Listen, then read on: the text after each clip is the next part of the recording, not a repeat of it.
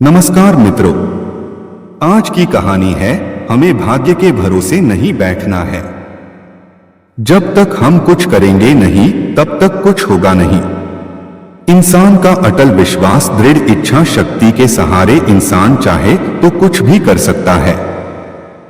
कहा गया है, पराधीन सपने हो सुख नाही, अर्थात दूसरों के सहारे रहने वाला कभी सुखी नहीं रह सकता। अपनी क्षमता पहचानो, ऐसी ही कहानी आज आपकी सेवा में लेकर फिर से उपस्थित हुए हैं। यदि आप हमारे चैनल पर नए मेहमान दर्शक बंधु बनकर आए हैं तो कृपया चैनल को सब्सक्राइब जरूर करना। प्यारा सा कमेंट करने पर हम अपनी अगली वीडियो में आपका नाम जरूर लेंगे। सुनिए मित्रों, एक गांव में एक आलसी आदमी रहता था। वह कुछ काम धाम नहीं करता था, बस दिन भर निठल्ला बैठकर सोचता रहता था कि किसी तरह कुछ खाने को मिल जाए।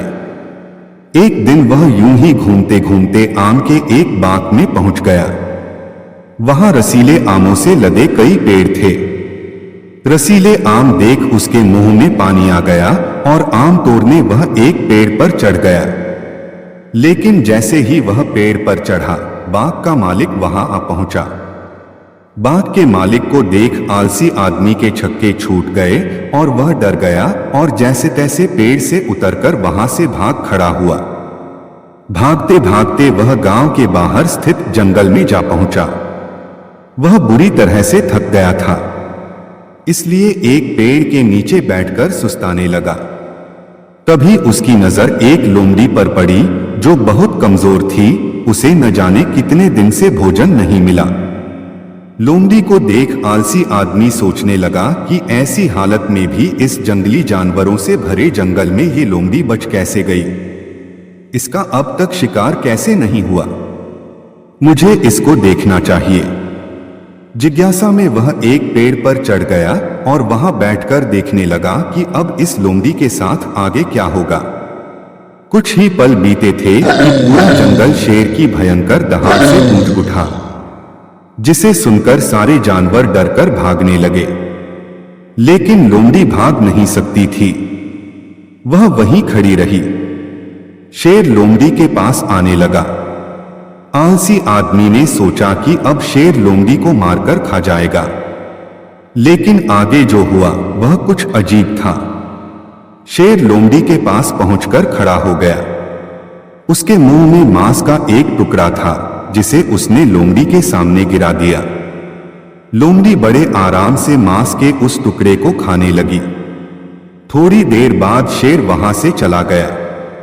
यह घटना देख आलसी आदमी सोचने लगा कि भगवान सच में सर्वेसर्वा है। उसने धरती के समस्त प्राणियों के लिए, चाहे वह जानवर हो या इंसान, खाने पीने का प्रबंध कर रखा है। वह अपने घर लौट आया।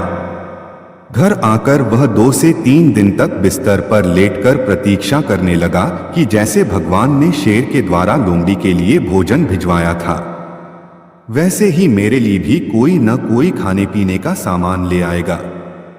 लेकिन ऐसा कुछ नहीं हुआ। भूख से उसकी हालात खराब होने लगी। आखिरकार उसे घर से बाहर निकलना ही पड़ा। घर के बाहर उसे एक पेड़ के नीचे बैठे हुए बाबा दिखाई पड़े।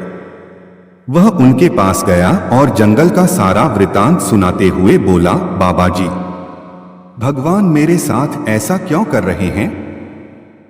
उनके पास जानवरों के लिए भोजन का प्रबंध है, लेकिन इंसानों के लिए नहीं। बाबा जी ने उत्तर दिया, बेटा, ऐसी बात नहीं है। भगवान के पास सारे प्रबंध है, दूसरों की तरह तुम्हारे लिए भी। लेकिन बात यह है कि वे तुम्हें लोमड़ी नहीं, शेर बनाना चाहते हैं।